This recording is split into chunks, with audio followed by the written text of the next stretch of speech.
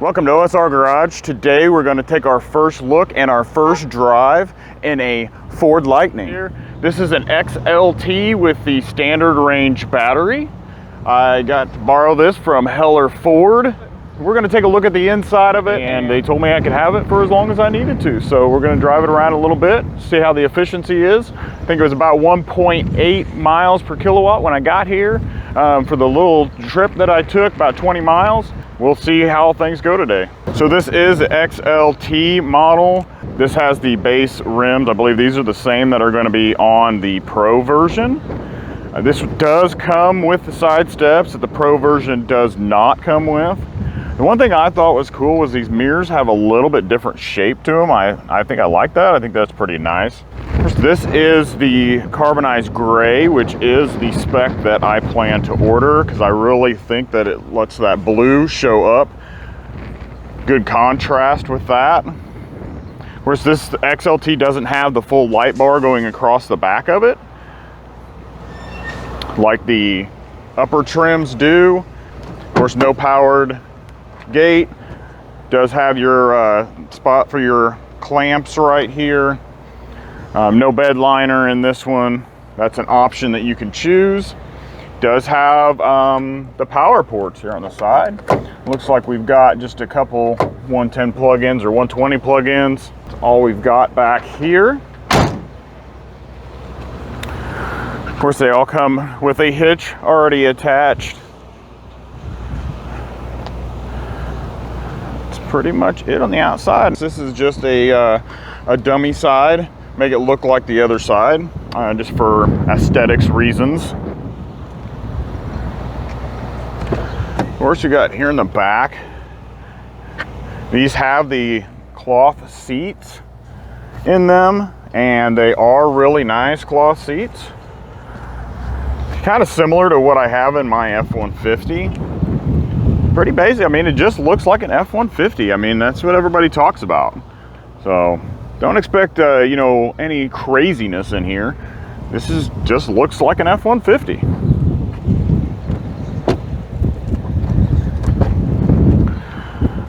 And then in here, does have a lot of nice features like this. Material up here is almost like a jean material is what it kind of resembles to me. Got a little bit of brushed wood right here. This one has the 12-inch screen on it. Really nice.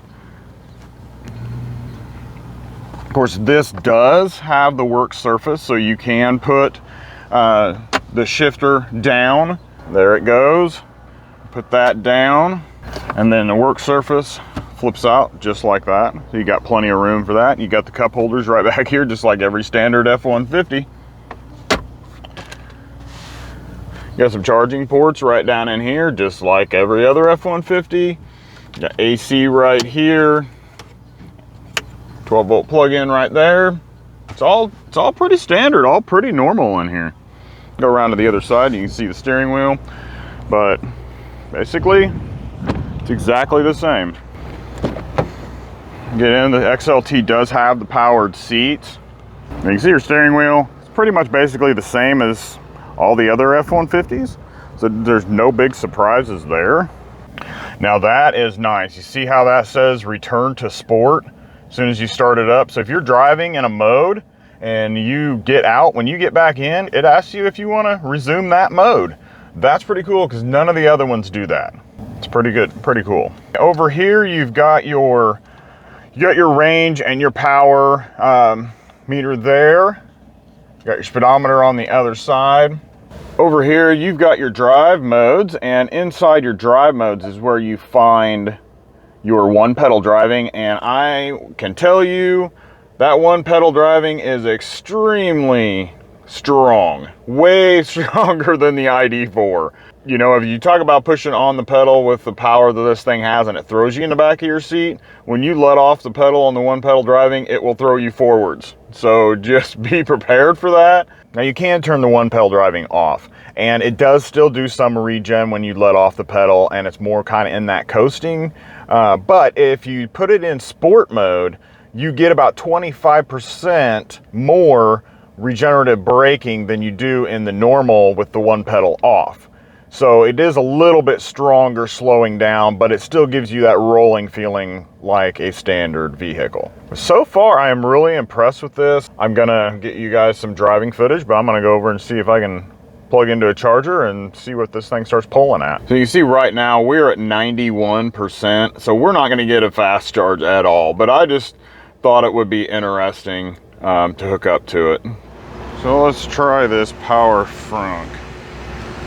All right, so we're supposed to be able to push the button, I think. I hit it 2 times. There it goes.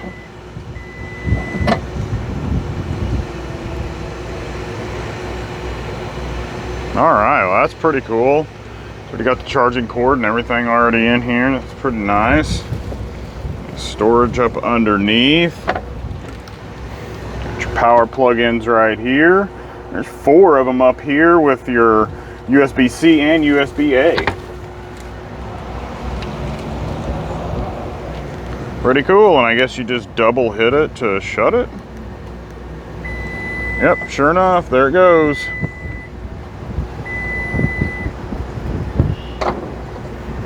That's pretty cool. All right, here we go, guys. So let's try this out. I tried to shut the voice off on the navigation, so if it pops on, sorry about that, and I will try to lower the volume when she starts talking. First off, it drives like a truck. Drives just like my F-150. You've got a little bit of sway and body roll in those slower speeds. Nothing different there. You've still got that small little Ford shudder over a few little bumps and cracks and stuff like that. One pedal driving is nice because it does bring you to a complete stop. ID4 has a little bit of roll to it. So I'm trying to get adjusted to it actually wanting to stop me and me not having to put my foot on the brake. This thing has so much giddy up. It's ridiculous. I'm gonna get back in my ID4 and feel like it's slow. It's pretty crazy. The turn signal stays on even after you shut it off. It stays clicking for a few minutes, so that's kind of a nice little safety feature there. Come around here and get around on the interstate. And this thing just is so quick and so much power.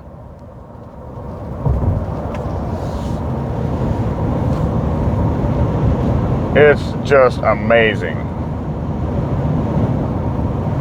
Wow.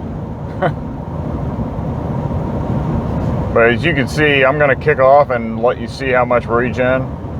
You see it pull me forward. It hesitates for just a second and then it grabs and it pulls you forward. So it's almost like you're not ready for it, even though you know it's gonna happen. The wind is not affecting this truck at all. It's pretty windy right now. I think the winds were supposed to be around 15 miles an hour and you can hear it hitting the truck, but it's not pushing the truck around at all. Really like the layout inside here. I like the way the trim is. With this being the XLT, it has this 12-inch screen, which I actually like it a lot better. I believe it's 12 inches. It might be bigger. I didn't check the specs on it. The driver cluster is really clear and easy to read. Buttons on the steering wheel are really easy to figure out. Not a problem there. And you guys can't see it, but we're driving by a convoy of military vehicles. Not sure where they're headed to.